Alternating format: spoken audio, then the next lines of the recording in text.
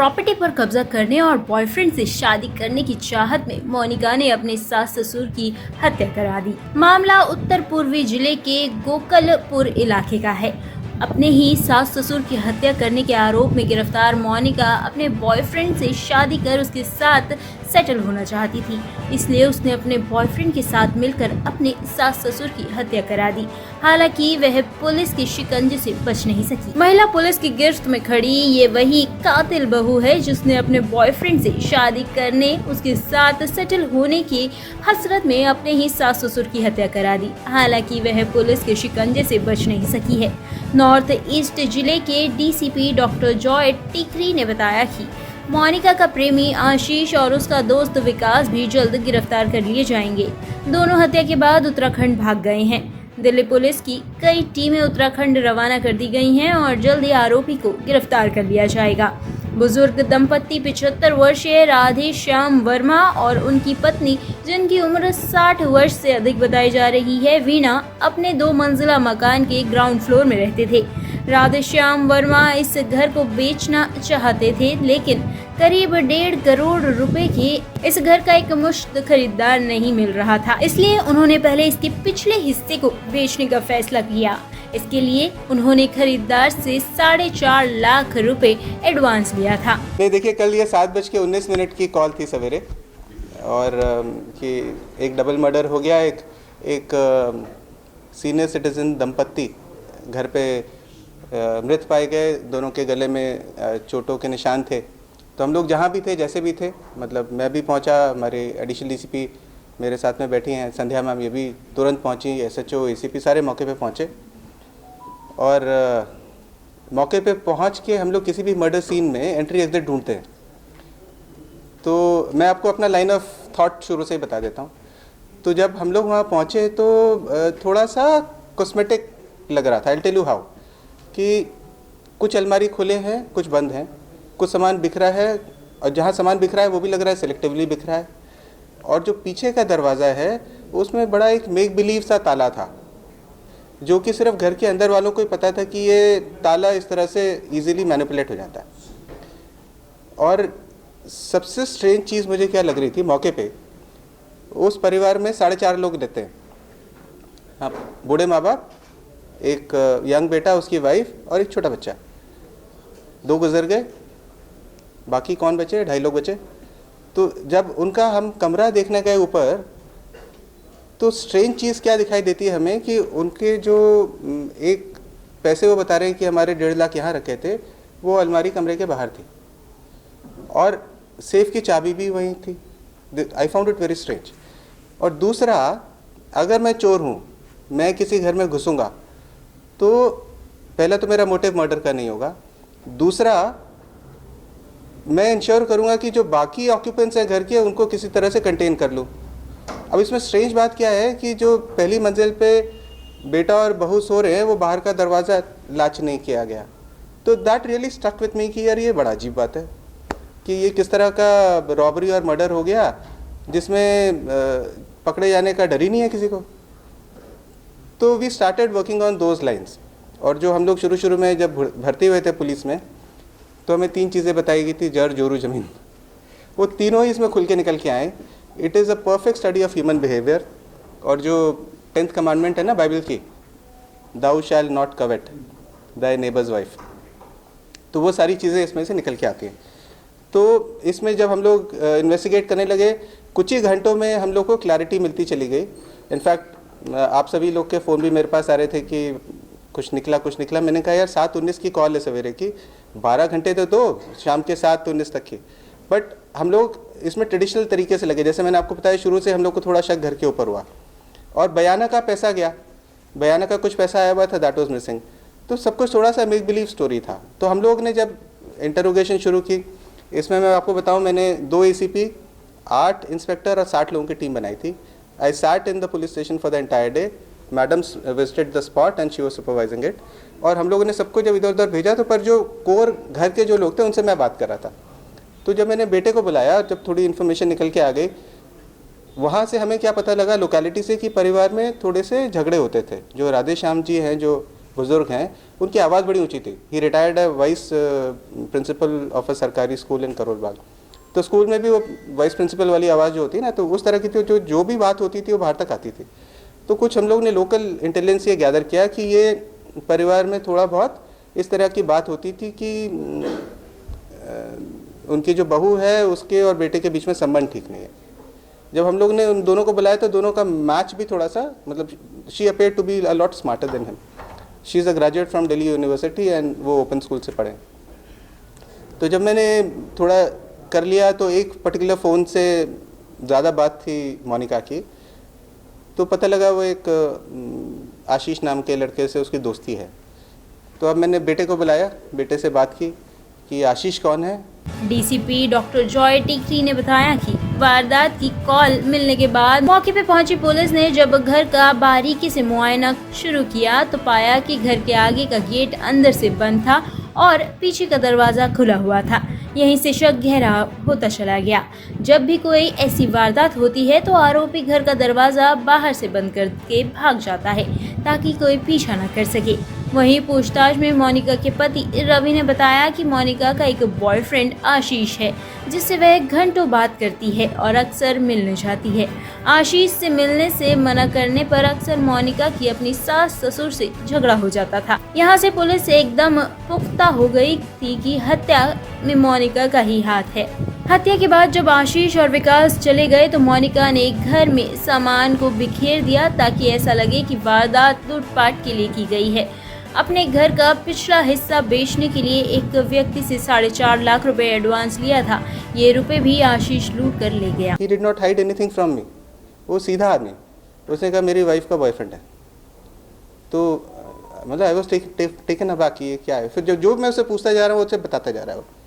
फिर जब उसकी वाइफ से हमने बात करना शुरू किया तो she kind of she was trying to give us a lot of इस तरह का। पर इसी बीच हम लोग को आशीष का पता लग गया। तो हम लोग ने जब उसके घर गए तो पता लगा कि वो आशीष के घर भी गई थी एंड आशीष ने शायद अपनी माँ से उसको मिलवाया कि मेरी गर्लफ्रेंड है। तो माँ को अच्छी लगी, पर जैसे ही माँ को पता लगा कि she is married and she has a young child also, she began objecting to it. अब ये दोनों इसकी दोस्ती कैसे हुई थी आशीष के साथ में, शादी इनकी 2016 में हुई है, बच्चा हो गया। ये करीब कोविड का पीरियड था। कोविड के पीरियड में घर पे बैठ के लोग सोशल मीडिया पे ज़्यादा एक्टिव हो गए थे। तो Monica went on social media a lot और फेसबुक में उसको ये लड़का मिल गया। और उसके बाद 2-3 महीने की दोस्ती के बाद उन्होंने मिलने का प्लान बनाया और फिर वो एक होटल में मिले और धीरे धीरे थोड़ी दोस्ती उनकी हो गई। तो एक दिन ये जो रवि है इनके हस्बैंड, उन्होंने देख लिया उसके फ़ोन पे, व्हाट्सएप फ़ोन पे मैसेजेस। तो उसने क्या किया, वो स्मार्टफोन ले लिया और उसको एक जो फीचर फ़ोन होता है नोकिया वाला, वैसा फ़ोन दे दिया उसको। तो फिर भी उन दोनों की बात होती रही। अच्छा, धीरे धीरे हस्बैंड वाइफ का संबंध बिगड़ गए तो फिर सास ससुर को भी पता लग गया। तो इसके ऊपर बंदिश बहुत होने लगी। फिर भी अभी जो हम लोग इन्वेस्टिगेट कर रहे हैं होटल्स में जहाँ ये लोग गए हैं, तो वहाँ काफ़ी सारे होटल्स में इनका रिकॉर्ड मिल गया which will actually help us in investigation also, it will prove there association.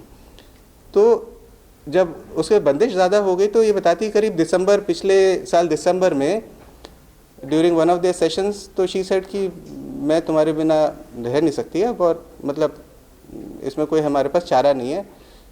और इस सीनियर जो कपल हैं वो लोग ज़्यादा रोकते थे, हस्बैंड उतना नहीं रोक पाता था। जब उससे मैंने पूछा कि आपने रोका क्यों नहीं फिर, तो कहता है कि वो मैं उसको नहीं मना कर पाता हूँ। तो अब वो माँ बाप को हटाने की इनकी बात शुरू हो गई। तो ये दिसंबर से ही प्लान कर रहे थे कि किस तरह से करें।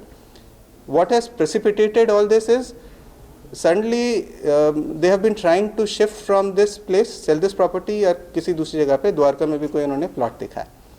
अब ये प्रॉपर्टी का जो 100 गज की प्रॉपर्टी है, वैल्यू करीब 1.3 करोड़ है। तो कोई एक मुश्त इसको खरीदने को तैयार ही नहीं हो रहा था। तो उन्होंने सोचा कि यार कुछ पीछे कैसा निकाल देते हैं। तो पीछे का हिस्से का बयाना उन्होंने दे दिया था। ये 12 फरवरी की बात है। तो बयाना दे दिया, उसके बाद इनको लगा कि अरे यार ये तो प्रॉपर्टी भी निकल जाएगी, कैसे करें। तो then they started actually thinking कि अब इसको जल्दी करते हैं। तो फिर ये 20 फरवरी को जैसे एक जगह मिले, वो हम लोग को एविडेंस मिल गई है। फिर 27 फरवरी को मिले, वो एविडेंस मिल गई है। अब इनका ये हो गया कि इसको अब जल्दी से करना है। और इन्होंने स्पेसिफिकली 2 सिम कार्ड खरीदे सिर्फ इस काम के लिए। जो कि मर्डर से 2 दिन पहले ही उसमें पहली कॉल होती है। और वो सिम कार्ड इसने कैसे लड़की तक पहुंचाया, उसके भाई का दोस्त बन के उसके घर गया और वहाँ सिम कार्ड छोड़ा और वो लड़की लेकर आई।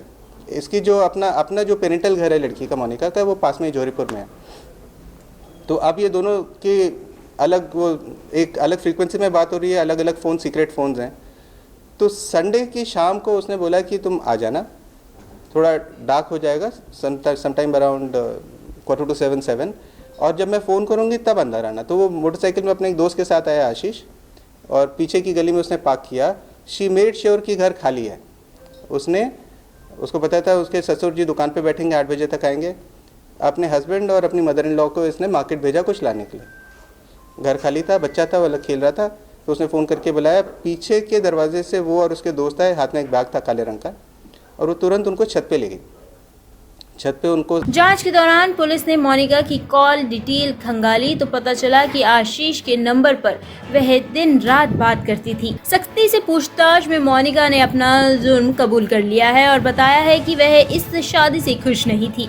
उसने बताया कि कोरोना लॉकडाउन के दौरान अगस्त 2020 में सोशल मीडिया पर उसकी आशीष से जान पहचान हुई थी। इसके बाद दोनों बातचीत करने लगे थे। फरवरी 2021 में पहली बार एक होटल में मिले और वहां पूरा दिन रहे।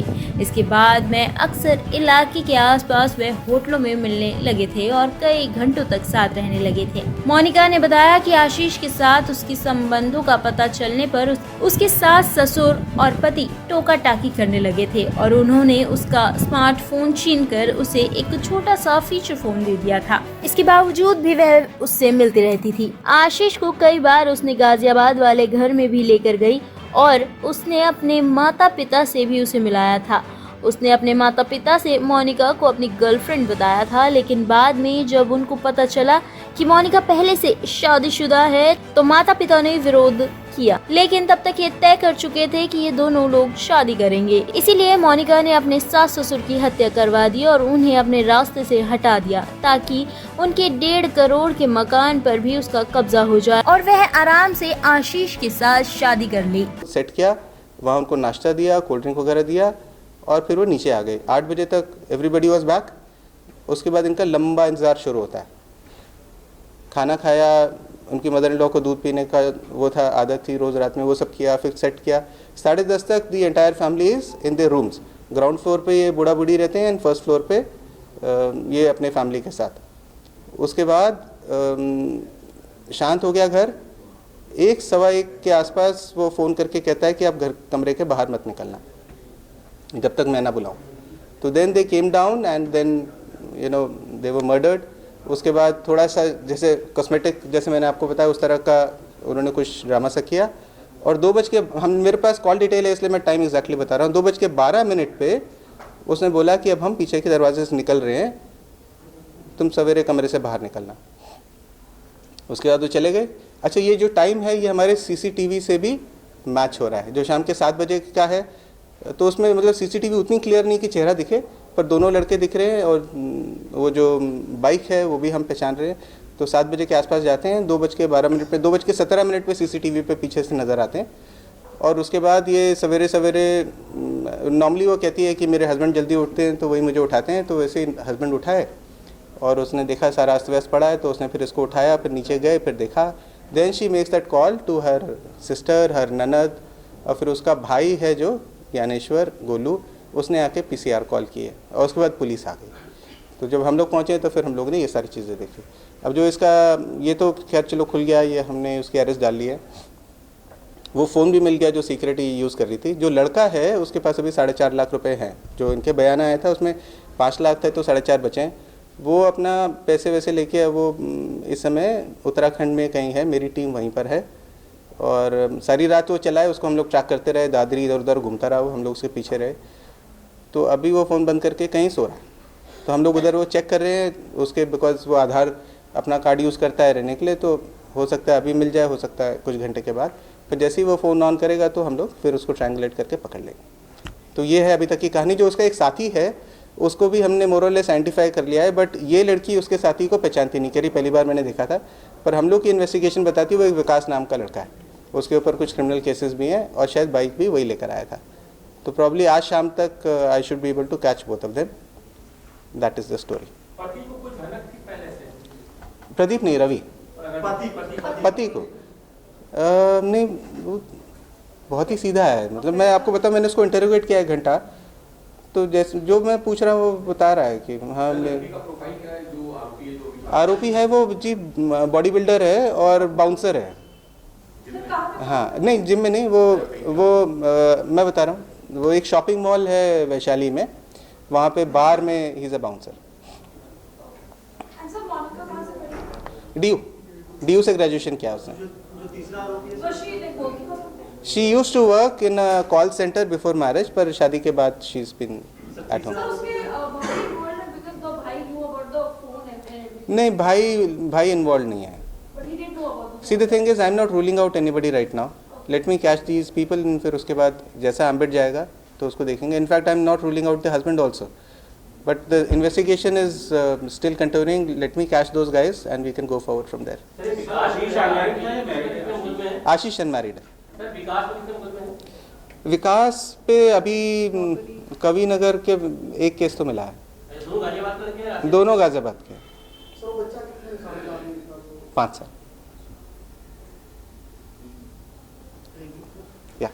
Thank you.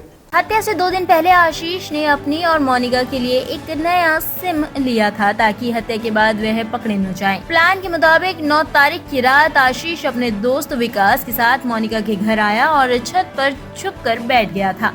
रात करीब 10:30 बजे के आसपास सभी लोग सो गए थे।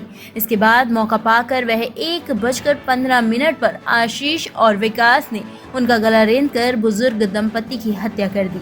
इस दौरान आशीष ने मोनिका को फोन कर बताया कि वह अपने कमरे में ही पति के साथ रहे। हत्या के दौरान पूरा समय आशीष और मोनिका फोन पर बात करते रहे। हत्या के बाद आशीष और विकास रात करीब 2:17 पर पीछे वाले दरवाजे से निकल गए। आशीष एक बार में बाउंसर है, जबकि मोनिका शादी के पहले एक कॉल सेंटर में काम करती थी। फेसबुक से हुआ प्यार और प्रेमी से शादी करने की हसरत ने उस प्रेमिका को कातिल बना डाला। अपनी ससुराल की प्रॉपर्टी पर कब्जा करने और प्रेमी से शादी को लेकर उस महिला ने अपने ही सास ससुर की प्रेमी के साथ मिलकर हत्या कर दी। उस महिला ने प्रेम के पागलपन में अपने पति और 4 साल के मासूम बेटे की भी सुध नहीं ली। अब महिला पहुंच गई है सलाखों के पीछे। कैमरामैन हिम्मत के साथ Rakesh Rawat, top stories, Delhi. Top story bureau के लिए दिल्ली से राकेश रावत की रिपोर्ट।